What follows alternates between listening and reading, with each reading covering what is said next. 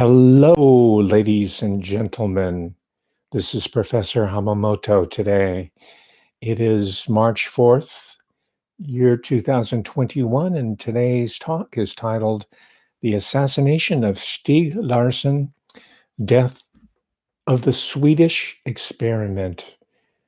I have a new camera today, so let me just double check to make sure that the audio is working. Just ignore that mess. I'm going to have to readjust the camera so that it doesn't, it's not in the panoramic mode. This is my office. This is how I work. And I just got a whole load of books that maybe today I'll share some of my haul with you, but this is going to feed future talks and the book projects and the other creative work that I'm doing.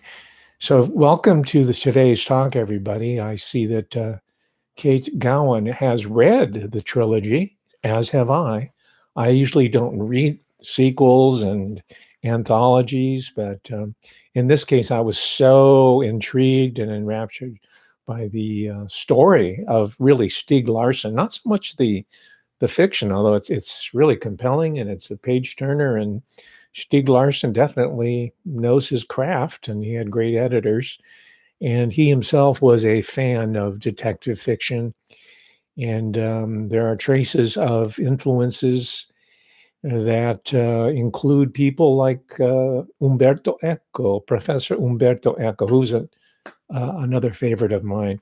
It's just so fascinating to me that popular literature, right? Popular music, work, creative work that is enjoyed by hundreds of thousands of millions of people also have a very important political subtext. Maybe not even a subtext, but an overlay there. And the purpose of my talk today is to once again demonstrate how politics plays out through the popular in ways that we might not be aware of. However, if we do become conscious of all these different vectors that play through our music, our programs, our films, especially, I talk about movies a lot, then we will be better able to understand our larger world and to do something about the miscreants, the misanthropic miscreants who are screwing it up for the rest of us, the people who are making us walk around wearing the GIMP gags, right? I won't mention his name, but there was a revelation about him that's not so surprising that I'll talk about briefly in a moment.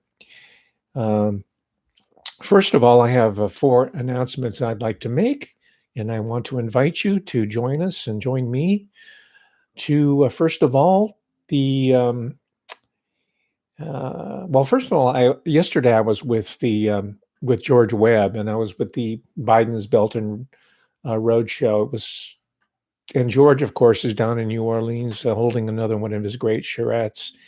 And unfortunately, there was a copyright, in case you're wondering, there was a copyright strike, and that conversation was about an hour long, the second part of his show, which is just now getting underway. And please subscribe to it. Put those numbers up there. But we had a really good discussion about some of the other forces that might underlie the assassination of our dear president, John Fitzgerald Kennedy.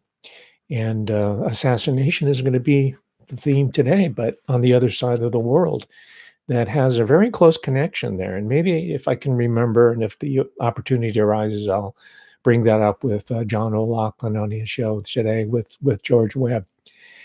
So that was a success. I'm trying to find the video of it because I thought it was a really good conversation, but it's in my head, and I'll be able to reconstruct it even if I can't recover that conversation.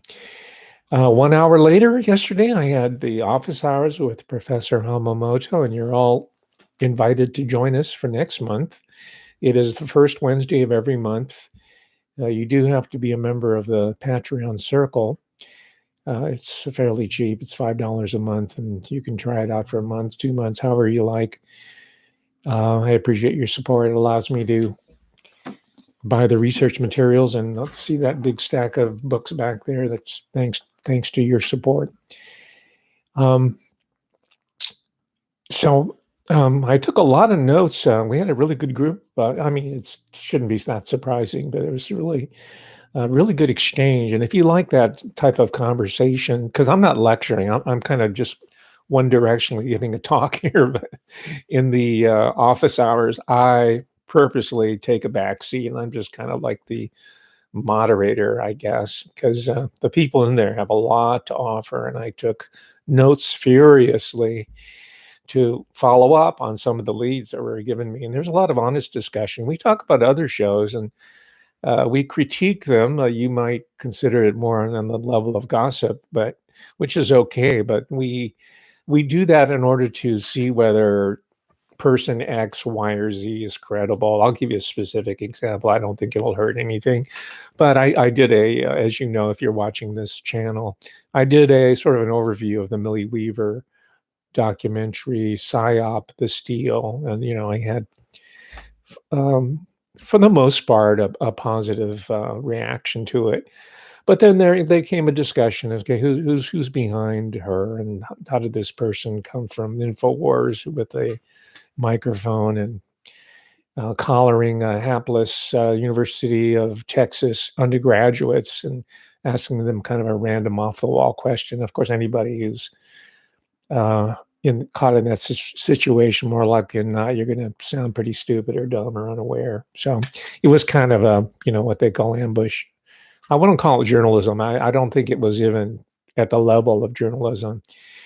So the consensus was she is an actor. However, the material that's being produced is valuable so far as it presents data points, as George likes to call them, or information or context. So I don't rule it out. And this is for the perception Nazis out there who insist, oh, you can't watch so-and-so, you can't read so-and-so, or conversely, you have to check this person out and enslave yourself to her world or his world.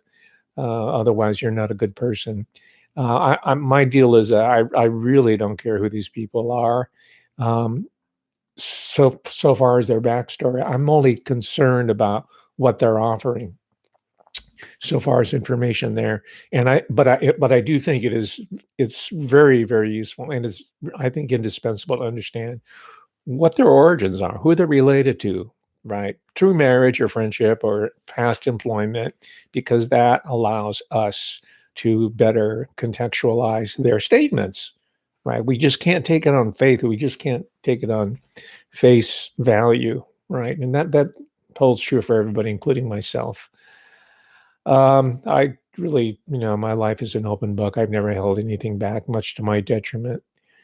And try as you might, you probably will find nothing very interesting about me. I mean, we had the University of California investigate me for 5 years, and they had 4 of their best attorneys do everything. They had external attorneys do surveys. They talk to a bunch of snitches, students, and snitches on the faculty, and snitches on the staff. So I've been it was much to their frustration.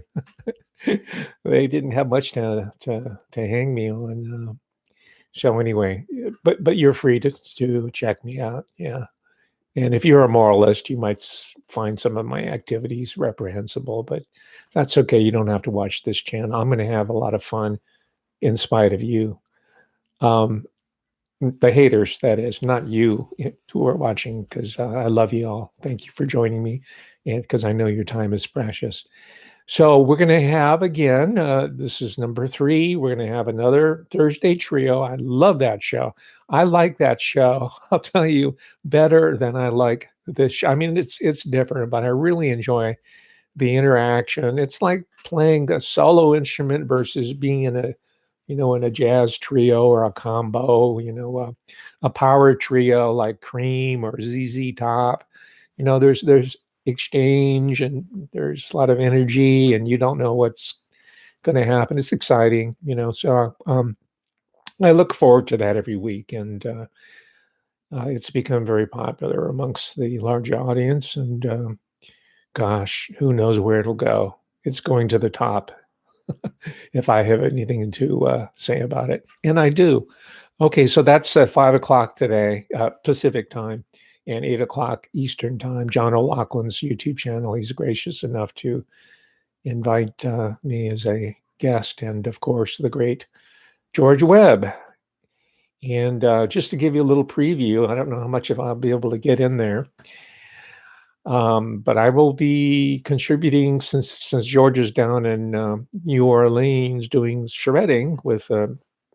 I mean, the real heart of it, I think, starts this weekend, Friday, Saturday, Sunday, over the weekend. It's going to be there almost 2 weeks, I think. But he already has some of the crew down there, and they're doing a lot of touring and investigation and reporting.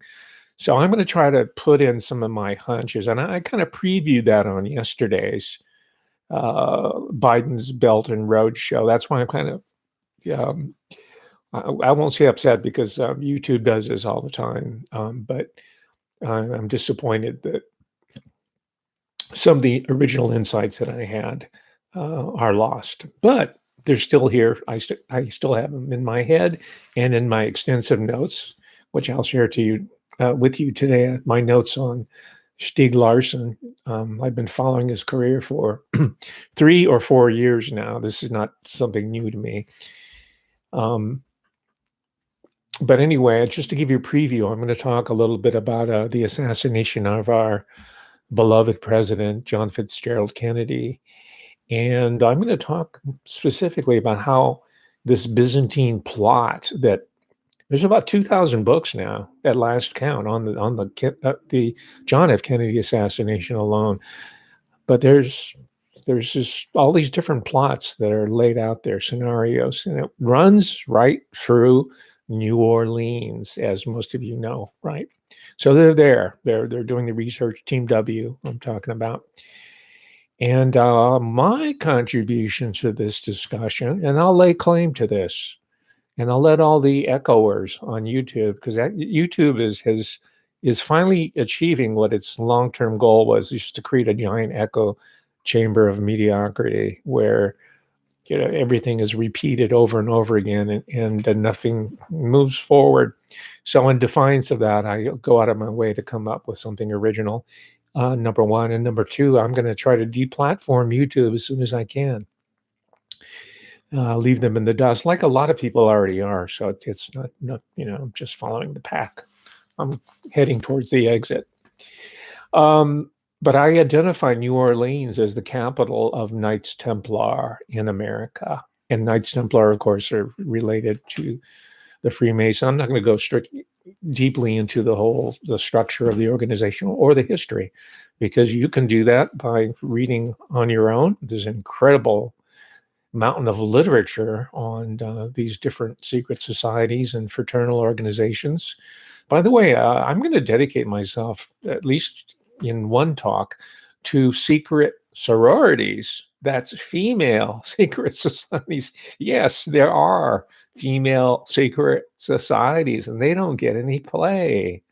People don't think women are capable of conspiring.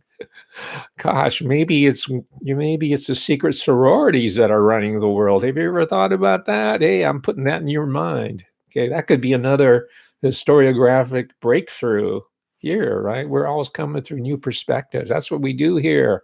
We're always taking different angles. That just came to my mind, by the way, just at the spur of the moment. There's a secret sorority that's in control of the world. It's not the Vatican. It's not the Freemasons. It's not the Yakuza. It's not the usual suspect. It's a secret sorority, a women's, as they say down in Louisiana, right? Instead of women, it's women's. Yeah. Okay. I'm starting to take on the patois of New Orleans, which I think all Americans should be required to speak in a certain dialect. And if I had one to choose, I would choose the patois, the dialect that comes out of New Orleans, because it's fine. It's so humid, it's so tropicalia. It's so Golfo de Mexico. I mean, it's got all those different elements. So yeah, let's petition usurping president there and say, yes, since you're power tripping and ordering us to do this and that, why don't we have a mandatory dialect? Let's call it Cajun. It's called Creole. All right. So Knights Templar, check it out. And I'll revisit this later. And I think maybe I'll devote an entire talk on the Knights Templar in America and possibly being involved with the assassination of our beloved President John Fitzgerald Kennedy, right? Okay, and then finally, last but not least, I have a guest appearance on the show hosted by the great by the great Peter Duke, D-U-K-E, great filmmaker and political commentator, and his co-host, Tracy Connor. And that'll be Pacific Standard Time. I don't have a link for you here, but it's at 12 o'clock, and look for that. And that, of course, it'll be posted for you later on YouTube, hopefully. And we're going to have some fun there. We're going to talk about the ill health of American humor. I gave a talk just previously about Mad Magazine, but I want to broaden the scope a little bit. And Peter and Tracy are broadcasting from the heart of American U.S. entertainment, maybe even the global entertainment capital of the world. But let's just say, for modesty's sake, the United States of America, they live there. And that's where all the, not all of them, but a good concentration of professional humorists and writers and sitcom people and producers. That's where they're concentrated. And I just kind of want to find out, how is the so-called Hollywood community handling all the repercussions of I call it the Saturday Night Live effect that's produced by the Canadian subject, at least it was Lorne Michaels. But, there's a second city connection, right? Chicago and Canada. So, I understand that. And he lived here in the U.S., unlike people who live overseas and think they're experts on American culture, politics, and society, and love all the views that they get because you put America, the USA, and that's the ultimate clickbait. Other than the Olsen twins, people want to know about what's going on in the USA. And if you really want to know the underground history, you're at the right channel. You are an early adopter. Congratulate yourself. So I'm going to be on there. We're going to talk about the ill health of American humor, and moreover, what are the prospects for resuscitating the patient without us having to wear a gimp ball gag, such as those recommended by this unnamed medical doctor, who, as it turns out, used to frequent gay orgy dungeon scenes in the 1980s. In San Francisco, it had a huge bathhouse scene. I think it was even bigger than New York City. Every major metropolitan area, I'm sure Boys Town and down LA had it. But bathhouses were the big deal. And this guy who's making the American public wearing the gimp ball gag used to go there by his own admission. This is not me saying this, YouTube. This is Terry Gross. Appropriately enough, Terry Gross on NPR interviewing this guy, the Gimp, right, on NPR, which stands for National Pimp Radio. So blame her. Blame this Gimp dude for outing himself. That's what he does on his leisure time. He says in the 1980s, I don't think he ever stopped. But that's okay, his lifestyle choice is his own. However, my lifestyle choice does not include mandatory jabs. I don't want my body assaulted by DNA types of substances that aren't even vaccines, right? You know the story. So I'm sure, given his background, it's understandable where he's coming from. Again, this is true to my whole deal about understanding people's history. And that's why I'm an ardent fan of biographies, because biographies will tell you everything you need to know about gimps like this guy, Dr. Mabuza, who is like the Dr. Mengele before Mengele was ever imagined. There was already in German and Austrian society, a foreshadowing of what was to come later in the Wilhelmine and the Weimar Republic, and post-war as well, because they're still running around. There's this guy that our friend Mark Kulak has been doing, again, the genealogy, by the name of Dr. He's both an MD and a PhD, Dr. Heinz Feldman.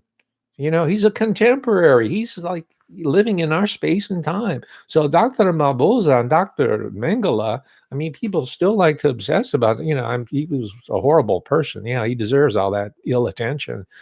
But we have these people running around here. Why don't we start focusing on them? So thank you, Mark Kulak, for giving us his biographical and professional genealogy. So we'll at least be able to identify these people and see where they crop up.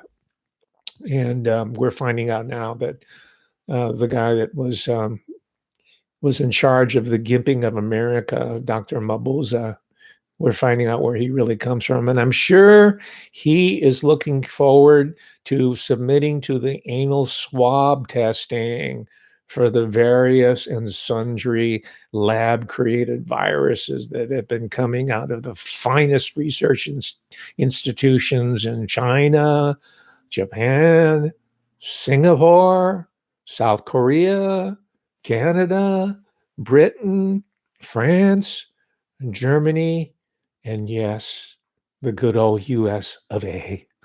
So it's not just the Chicoms. You dig? And with all due respects to President Trump, it's not the China virus, okay? It's a multinational consortium of misanthropic miscreants who feel that they have a license to refigure human civilization in the image of the great fallen angel, Lucifer. Okay, so that is my announcements for today. So while Team W is down in the Big Easy, that's what's called, New Orleans is called the Big Easy, right?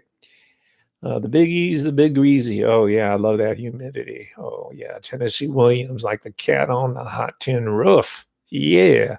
Oh, Big Daddy. Yeah, Elizabeth Taylor, cat on the hot tin. Oh, you got to watch that one. Oh, yeah, Paul Newman. He's her impotent husband, right? Paul Newman. And Elizabeth Taylor, and she kind of taunts him. That's total Tennessee Williams. Carson McCullers. There's a whole Southern Gothic literature there, ladies and gentlemen, that is part of our heritage. And let's revisit it. Let's revisit it right now, because Team W is in that very location, right? The Big Easy, and they're hot on the trail of the assassins. And for those of you who are literate in Kennedy assassination literature, you know that The Trail of Assassins was the title of the book by the great district attorney and chess master. He's a chess master like George Webb, Jim Garrison, On the Trail of Assassins. I threw that little tidbit in there for you JFK information hounds. So they're down there on the trail of assassins, and today's talk will be devoted likewise to political assassination of a world-famous author who did not live long enough to see the publication of his first novel. And he already had two others in the can. They were already ready. They were going to release them sequentially. So he never made it to the book release party. What happened? He died of a heart attack. A heart attack, right? Strange how, the timing of these. By the way, if you don't think literary people are not threats to the state, there's a whole, we know about the list of doctors that have died. And we know about people who've been in the intelligence area who meet a ghastly end, right? To William Colby, right? That died in the river, and the frogmen came. You know the story. But if we make a list here, you will find an alarming roll call of men and women of letters who have expired because of the information and the truth that they have uncovered and are revealing to the public. We previously, have discussed the reporter, the journalist that was on What's My Line, the great show, the great Dorothy Kilgallen, right? So one example. There's many more.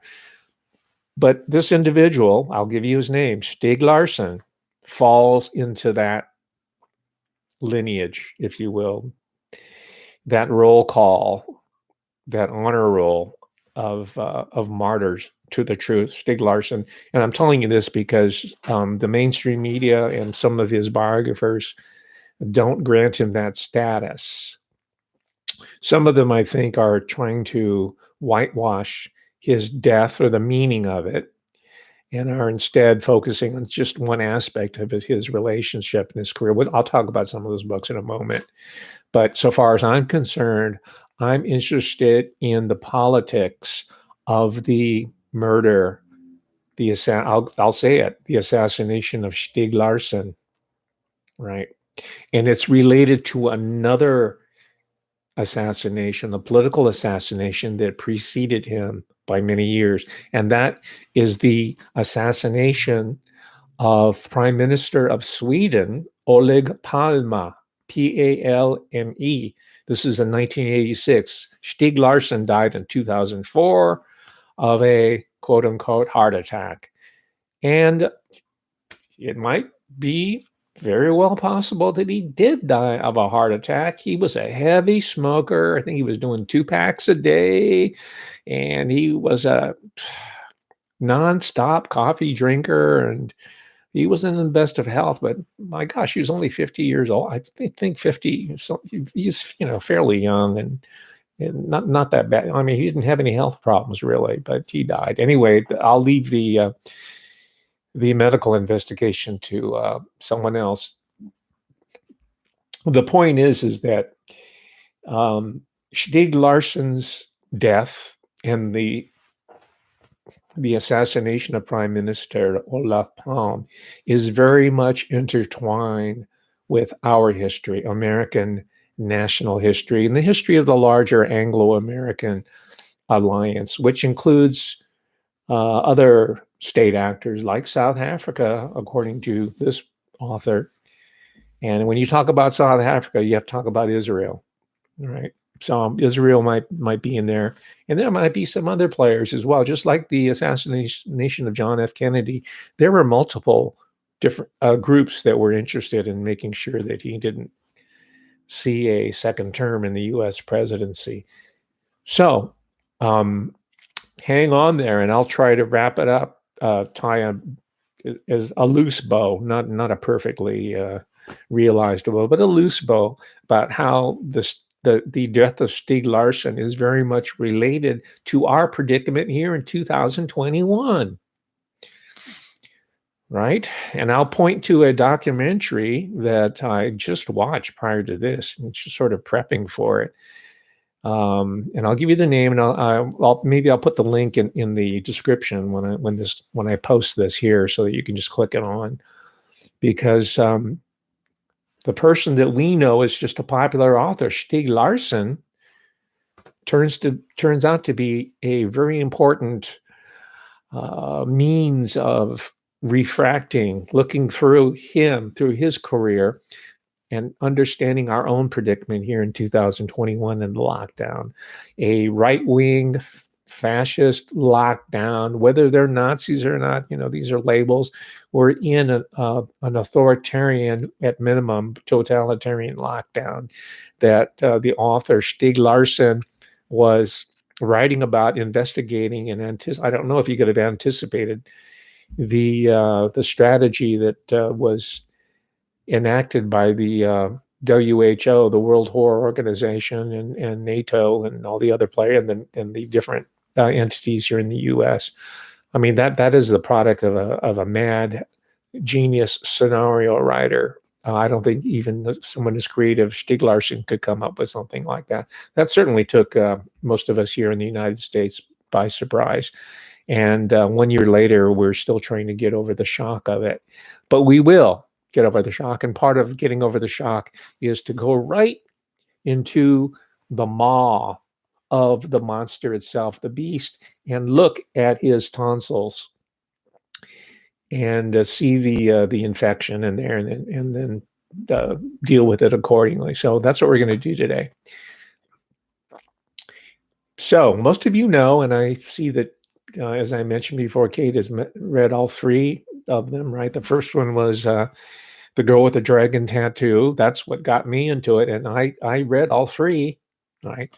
And I saw all the movies. I saw the original Swedish movies. And that's when I discovered the actor Michael Nyqvist. He's great. And Noomi Rapace, she plays the Asperger's computer hacker, right? Elizabeth Salander, I guess her name is. Yeah.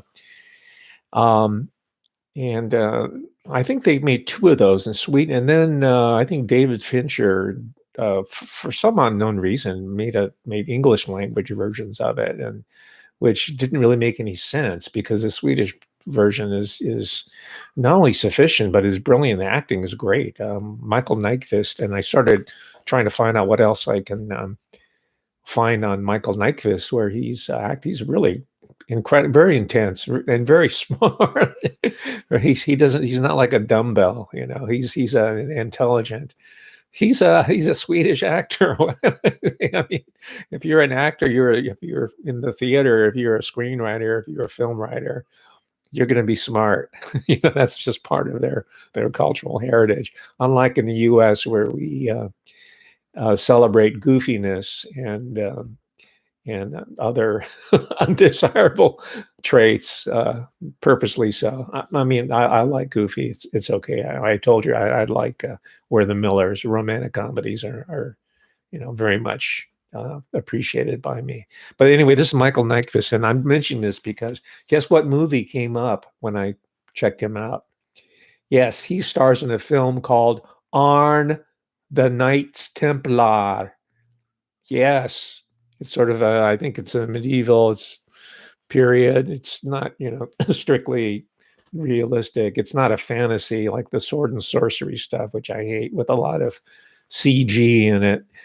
But it's called Arn the Knight Templar. If you see it, watch it. And, I already talked about Knights Templar, the historically rooted one running through New Orleans. So there you go. I just thought of that connection right now. Michael Nyqvist. I know there was a reason why I'd bring his name up. Check him out. Great actor. I think he should be doing more movies because I like watching him perform. So, okay, who was Stieg Larsson? He was, okay, I'm going to tell you, buckle in, sit down while I give you the news because you're going to hate, right? It's one of these perception Nazi type deal. You cannot talk about a leftist, right? Or you can't say anything flattering about Peter Fonda. When he died, I just got a lot of stick for saying, yeah, Peter Fonda, he was an easy rider. That really kind of changed the direction of American film. It just kind of opened up the 60s and independent filmmaking.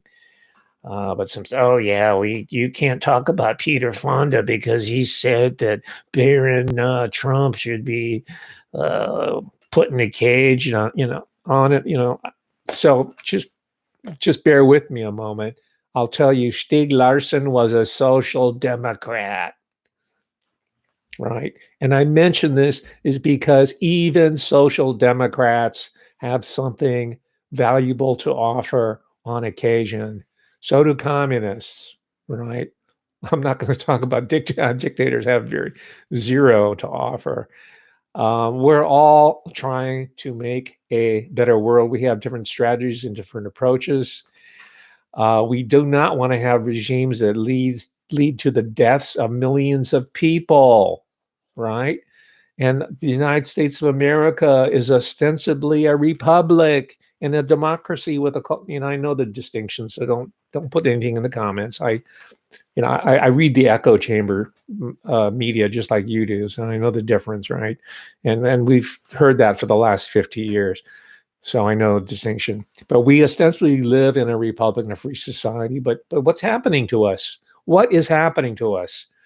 So let's forget about the labels just for a moment, and don't be butthurt that I'm going to be talking in a flattering and affirmative and in an embracing fashion about a dreaded social democrat. Because, ladies and gentlemen, I have something to confess to you. You know, it's brought me no end of torment, sleepless nights, you know, but guess what? I once identified myself as a social democrat. I even went to their conferences. I hung out with some of the big wigs. Bernie Sanders came, you know, by the time Bernie came along, I was already gone with the Green. I'm still a registered voter for the Green Party because I want a multi-party democracy. So anyway, if you don't like that that sordid past of mine, or if Stieg Larsson, rest his soul, then I can't really help you. You're a perception Nazi, and you were born with the truth, and you'll die with the truth, and you will die. Yeah, you will die.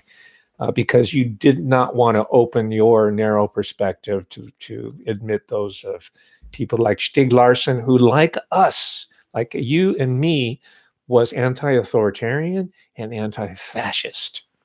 Remember, who was it that helped defeat the Nazis led by Hitler? It was the Communist Party. Okay. Maybe it was just sort of a temporary, you know, it was a pragmatic move. So let's not just dismiss what could be potential allies. And, you know, yeah, Vladimir Putin is communist, right? But he could be a friend of America. We don't have to go to war with him like the Pentagon and NATO and the City of London and Wall Street is trying to have us do. We can be like Olof Palme. Well, see, we're back to him again.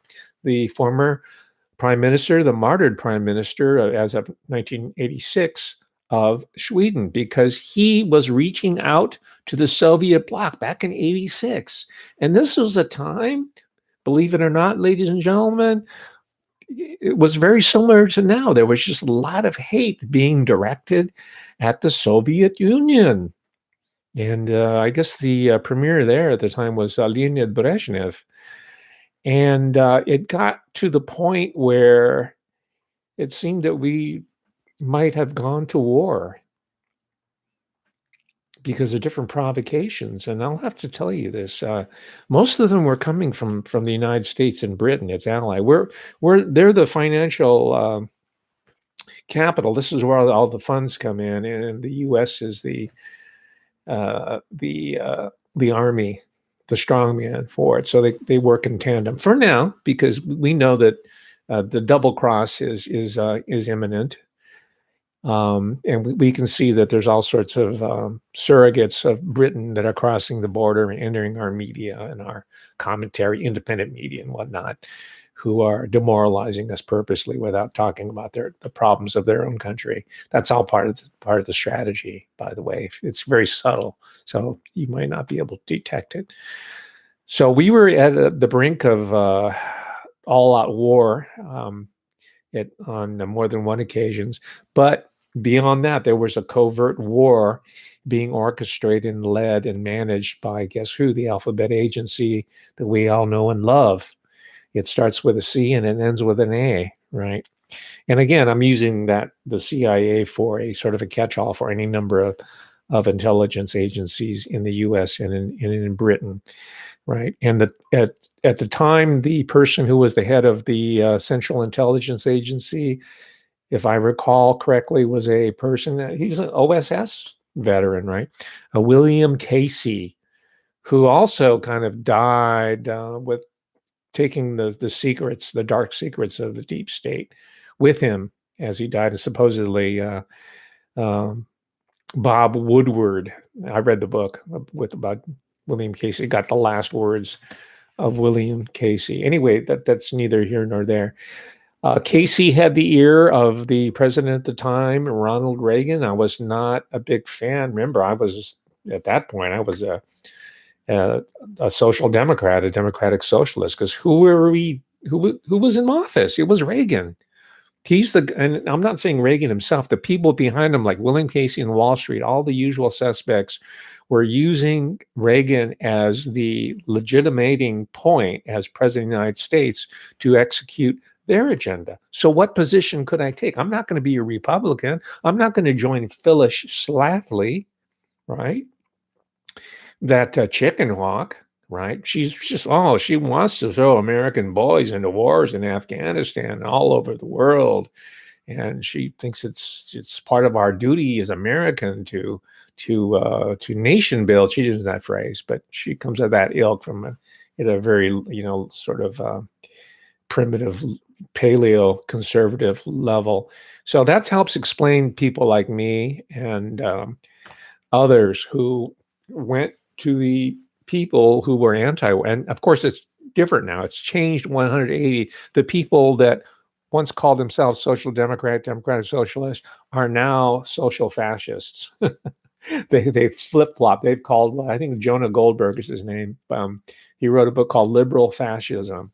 And that kind of threw me for a loop. Now I understand it, and I'm used to it, and I know how it operates.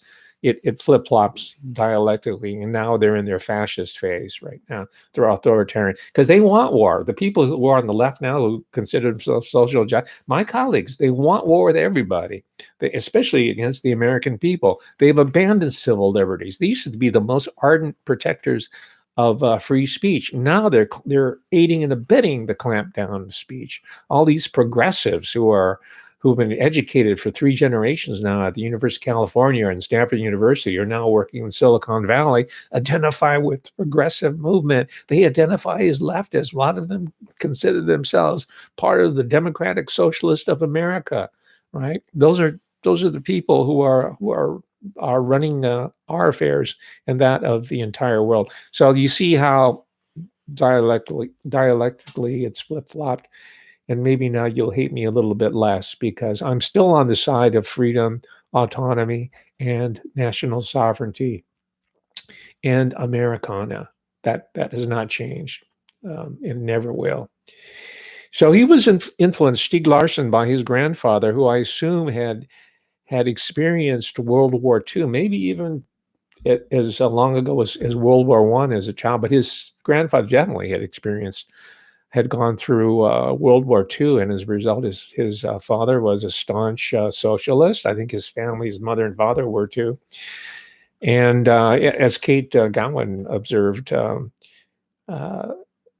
Sweden was sort of like the model of social democracy in action. It works, ladies and gentlemen. Yeah, these people aren't at war with anybody. They're peace-loving. They just make Volvos and Ericsson cell phones, and and everybody is happy and taken care of. The welfare state. Of course, we know now in 2021 that was not to last. It was smoke and mirrors. It was a bill of goods that the Swedish people were sold en route to incorporation into this larger New World Order, this global system. They had to take them through the welfare system and the mentality and the dependency and the reliance on centralized large government before they can enfold them into this larger Pan-Europa, as articulated by one of their chief contemporary spokespersons, Klaus Schwab,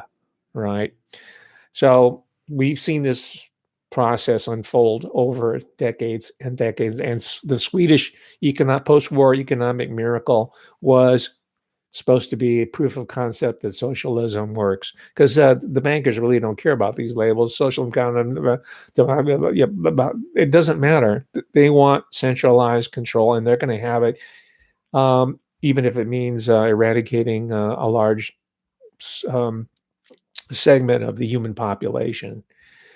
So that was it's in his mother's milk, so to speak, Stieg Larsson, and he carried that on to his profession not as a journalist. He started out as an illustrator, and he was so skilled at it that he didn't have much luck in getting assignments to do journalism, which is what he was really interested, because he grew up in this cauldron of political ferment continually, back in school, starting with family, of course, but through school. And you see outside the United States, you see young people, especially who are in college and school, they're quite active and involved with political discussion, and they think about it a lot. They're not doing a lot of, maybe they are now, but they're not doing a lot of playing around like your average American undergraduate, right? They're fairly serious. I think that's true even today, compared to your average American 18, 19-year-olds who believe me, I've been around them, and some of them are quite good, but they're in the minority. So, but Stieg Larsson comes out of that, the young people that smoke a lot and drink coffee and talk politics. So he finally got into full-time writing, and he left a major metropolitan newspaper, and I guess he got some seed money from a wealthy socialist. Yes, there are wealthy socialists, ladies and gentlemen. Sounds like a contradiction, but that's really what socialism and communism is, right? It's to get all the collective wealth together so that a few people can be super wealthy. But in order to do that, you have to socialize the wealth first. Then you can expropriate it. So he got some seed money and started his own paper as the editor-in-chief. It was called Expo, I believe, and it was modeled after something similar that was going on in Britain: anti-fascist, anti-authoritarian, and anti-capitalist independent paper. In places like Sweden and Britain, there is an audience for that. You can sell that because people are thinking, and they're worried about the larger world, their own nation. They're worried about the fate of humanity. Now, I don't mean to denigrate Americans, but because there are a lot of really good people, such as you who are watching, and I like to think I count myself amongst them, who are really involved in this process. But there are a lot that are not, and they're the ones who are wearing the gimp outfits, right? They're buying the hype altogether. So let me talk briefly about, because there's a feminist, I won't call it subtext, it's foregrounded here, because there's an irony in Stieg Larsson's own life, which I'll get to in a moment. But the character of Lisbeth Salander, played by Noomi Rapace, I think that's how you pronounce her name, in the Swedish version and better version of the movie, is one on the Asperger's spectrum, the autism spectrum, right? We talked about Dr. Hans Asperger in a previous talk, but she is one of the growing numbers of young people who are manifesting this spectrum issue, and whether you attribute it to A, B, or C, I'll leave you to talk amongst yourselves for that. I have my opinions, and maybe I'll broach that in another talk. But she's one of these individuals who we're seeing more and more today. I saw them as an educator starting to show up in my classroom. Super, super smart, super focused in one or two areas, but kind of not very outward looking and outer directed, as David Reisman called it. Not very sociable. They might lack, from our perspective, in social skills, but they're not harmful or evil or even vicious. They're actually quite nice. But they don't have the same, we talked about the indigo children as well in a previous talk, but she's one of that new cohort. And as a writer, as an observer, Stieg Larsson was perceptive enough to observe that taking place in his socialist Disney World, Disneyland, seeing this taking place in his own society, in the character Elizabeth Salander, and had the commercial sense to make her put that characteristic as his heroine. And also, she was a hacker, right? And I say she, yeah, because we don't have to deal about gender pronouns. She is a woman, right? So he is expressing his own feminist politics, which are really equalitarian politics amongst all human beings, female, male, children, the natural world, animals, the whole bit. But anyway, it fits in, his hero fits in that mold of the feminist, and for that reason, he was celebrated in many circles. His book, even though he never lived to enjoy the accolades, and I'm sure he wouldn't have been on a super power trip. He's a very humble person. His life work found an audience, and I think the trilogy, the Millennial Trilogy, don't know the exact numbers, but it's sold in numbers of tens of millions of copies all over the world, translated in different languages. In the U.S. alone, I think that was his biggest market. It sold, I don't know, at least 10 million copies. The first volume. So, and it might be still selling for all I know. Huge success. So his character, Elizabeth Solander, is you can attribute that success to her coming along at the right time, right? Now, here's what's so contradictory in his own life. Stieg Larsson. No, he was not a misogynist in real life. His feminist politics, his socialist politics remained true, and he was good to women. He was decent to everybody, man, women, and child.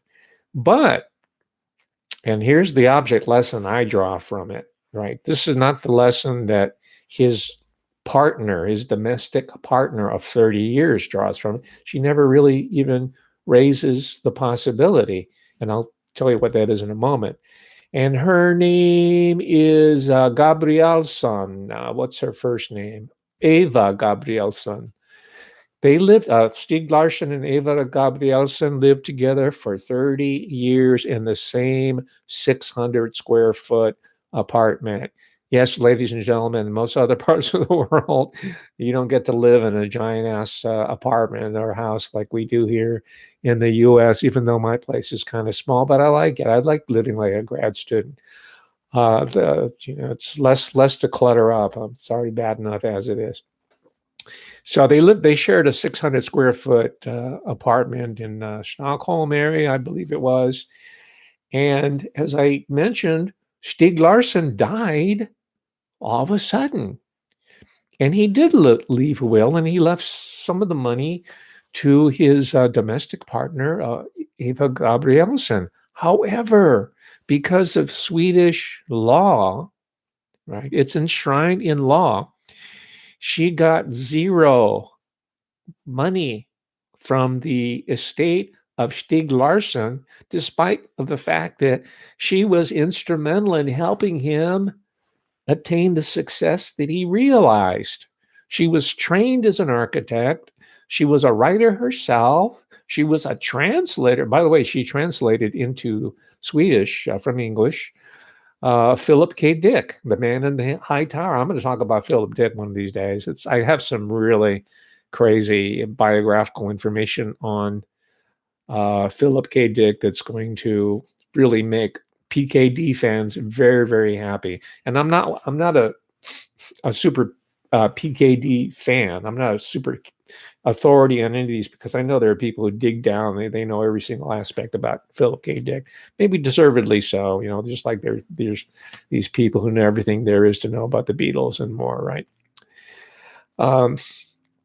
So the point is that Eva Gabrielsson was instrumental in his success. So it would stand to reason, at least to me, that she should, by all rights, at least on an ethical level, on a moral level, she should share at least part of the wealth that they managed to acquire together as partners, as lovers. They weren't technically married, but they were together, right? And the point that I take, and Gabrielsson doesn't go there because she wants to remain a very good social democrat and a Swedish feminist, a Euro feminist, a Euro, communist or socialist. So she will not blame the laws or the equality between the genders for her being shut out of the legacy that she herself helped build. And what I'm alluding to let me flesh it out more specifically. The laws are such that even if you live together so long, if you are not married, you will not get anything, because the idea here is that men and women are equal. So she will have her wealth, and Stieg Larsson and whoever else will have his wealth, and never the twain shall meet unless they're married. Now, you could see that as a conservative gambit, saying, well, this provides the incentive on the part of the Swedish state to get people to be married, but they didn't sell it that way. They said, okay, you want freedom, you want liberation, you want women, you want women's movement, you want women's liberation, we're going to give it to you.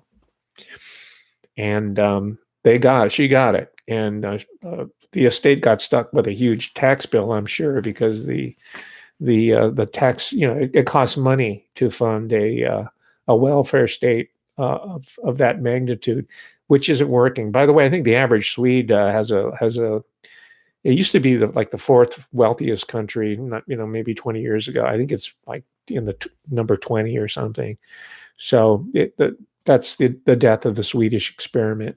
Now I'm running out of time, but I did want to talk about Gabrielsen. So let me cut to the chase here. So far as the geopolitics of the Stieg Larsson assassination. And that is that I talked about how Reagan and William Casey and all the other Pentagon-type individuals wanted to create and sustain international tensions between the United States and the Soviet Union. So what happened, and I mentioned that the Prime Minister Olof Palme was trying to have an amicable relationship diplomatically, perhaps even economic, with the Soviet Union. And they call that the third way. That's usually, I don't know if he called that, but this is usually that is neither communist or capitalist. We are just going to deal with everybody on a friendly basis, trade, culture, all of it. But as we know time and time again, the power axis, the Anglo-American axis, does not allow for a third way. If you want it in Indonesia, you want it in some other country, we're going to go there. You want it in Syria, we're not going to have that. You're going to be with us or against us, as W. Bush had it, right? So, to put it lightly, the U.S. had these secret submarine bases up around the Swedish archipelago, and they started sending in submarines there.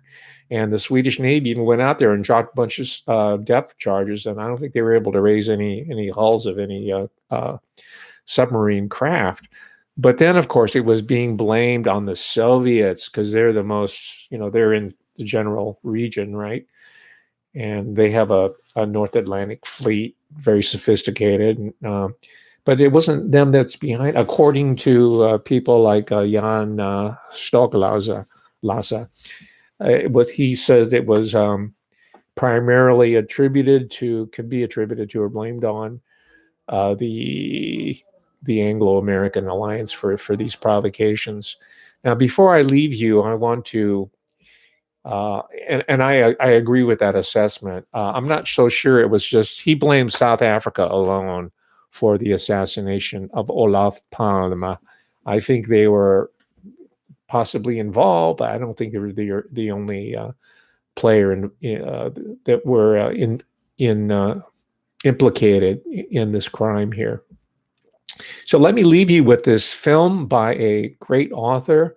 He's Swedish/British. I don't know if he's a dual citizen, but he's born in Sweden. His name is Pelle Neroth Taylor. And as it turned out, I had one of his books on Stieg Larsson. I have 3 or 4 or 5 or 6 of bios on Larsson. I'm very interested in researching his life and his work and the implications of his literature, as well as his journalism. But anyway, Pelle Neroth Taylor, and I'll put this in the description later. I'll put the link. It's a YouTube documentary. I recommend it. And it is titled Who Killed Olof Palme, New Edition. And this came out in March 2018. Who was in office here in the U.S. as president? 2018, Donald J. Trump. So what's interesting about this documentary by Taylor, or he goes by Pelle Neroth, Neroth, Neroth, if you want to look him up on Amazon. By the way, I ordered 2 of his other books. One of them is on the Euro exit, right? The European Union. And the other one is about, American politics, his perceptions on it, right? So I'm looking forward to that. But anyway, this documentary talks about the parallels between the assassination of Prime Minister of Sweden, Olof Palme, and guess who? President Donald J. Trump. Because the players have changed, because Casey died, right? He died just sort of an incoherent slug, right? As they all do, as we all do. We all will meet our death in a, to relative degrees, right? In such a fashion. But he draws the political parallel between Olof Palme and President Donald J. Trump, because the same institutions and constellation of fascist military forces are in place here in 2021. And while he does not point to the finger at NATO, if you've been following the research of Team W, you are forced to conclude that what we were seeing being enacted here in the United States as of January 6, 2021, when the military coup was executed, we'd have to point to NATO as well, and their civilian body, which is the United Nations, right, which are calling the shots, and their subsidiaries, such as the World Horror Organization, and on and on and on. So that's how the life of Stieg Larsson and this enormously popular series of popular novels, how it intersects with our own contemporary world power politics. Isn't that fascinating? Doesn't this also reinforce my approach, looking at the popular to understand the larger play of power in the world? I'm going to leave it at that. I'm going to get a drink of water. My throat is raw. I've just been doing nothing but talking all week long. But I'll recover enough to join you back at 5 o'clock or 8 o'clock Eastern Time with the great Thursday Trio. And we're going to talk about the Templar connection to the Kennedy assassination. See you then, ladies and gentlemen. I hope you liked today's talk. Read Stieg Larsson. And as you're doing that, or before you do that, don't forget to subscribe and like. I want to build this channel up. I want to build it huge. And then I'm going to deplatform YouTube. Thank you very much, ladies and gentlemen. I'll see you on the other side. Macduff live, or Macduff live _live. Bye.